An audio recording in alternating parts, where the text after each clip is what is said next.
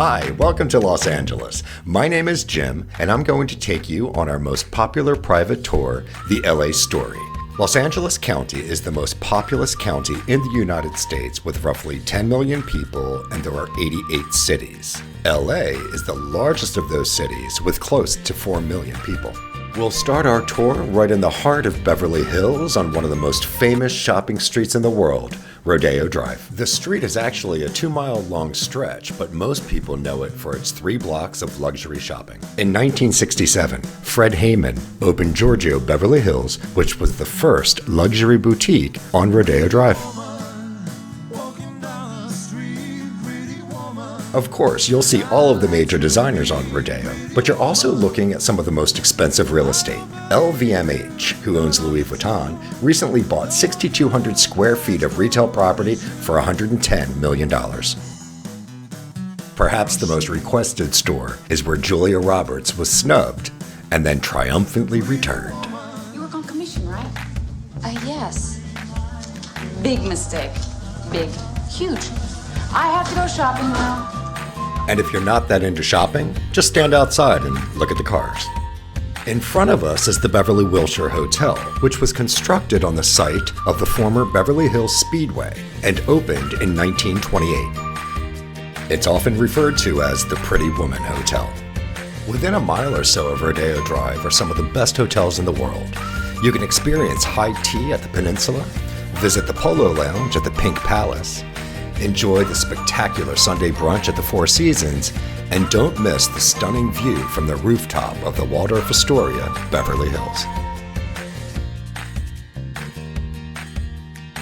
2 blocks over on Cannon Drive are some great restaurants. And if you time it right, you may hear some of the world's most important questions. Hi, are you wearing your new lip kit color?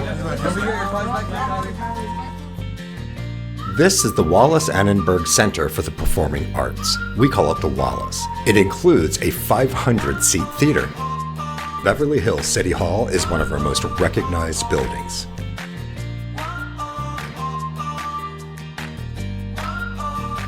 This is the fire department. Yes, we have very fancy fires. And this is the Beverly Hills 9/11 Memorial Garden. It's in honor of the victims of 9/11, and it was dedicated exactly 10 years later.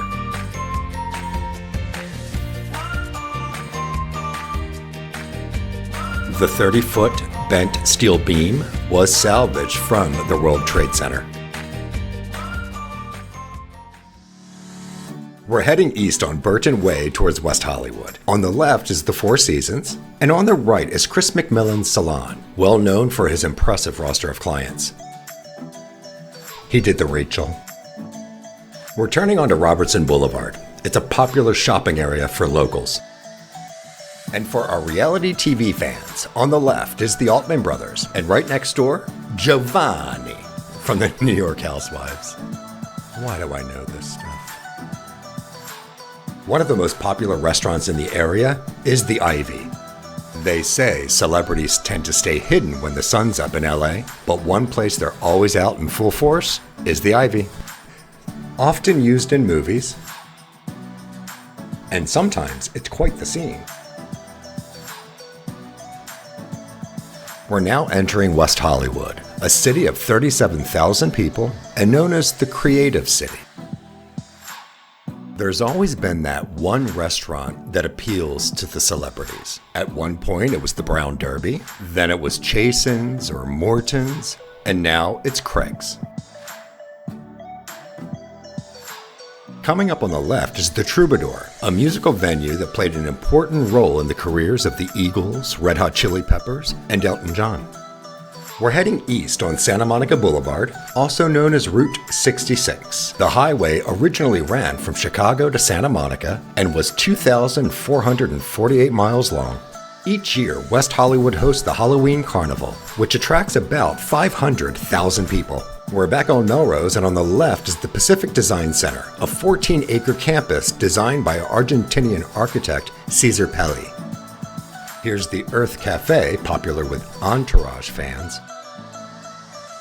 Here on the left is a high-end shopping area called Melrose Place. Whenever you see a Range Rover, you think celebrity. We do see a lot of people. This area of Melrose has a lot of murals, making it a popular Instagram stop.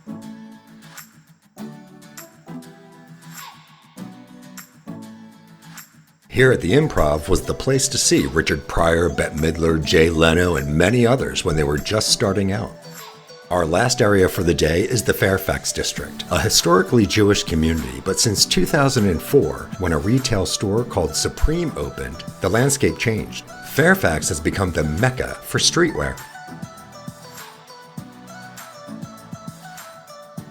Cantor's Deli, known for the traditional deli favorites, is also a favorite to rock musicians.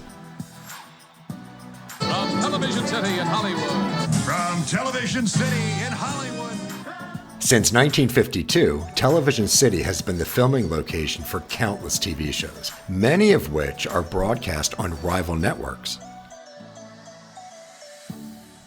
The complex was built on the site of the former Gilmore Stadium, and before the stadium, it was an oil field. Adjacent to CBS is one of LA's historic landmarks. It's called the Farmers Market. It features more than 100 vendors, including grocers, eateries, and food stalls. Now, right behind the Farmers Market is the Grove, which is an outdoor entertainment and dining complex. It's where a lot of us go for the movies. You've likely seen it on TV. And in December, the Grove transforms into a winter wonderland where artificial snow falls at 7 and 8 p.m. Next time, we'll check out some great museums, a stately neighborhood, might see a famous house or two, see where the magic happens, and we'll learn the history of some of the most famous landmarks in the world.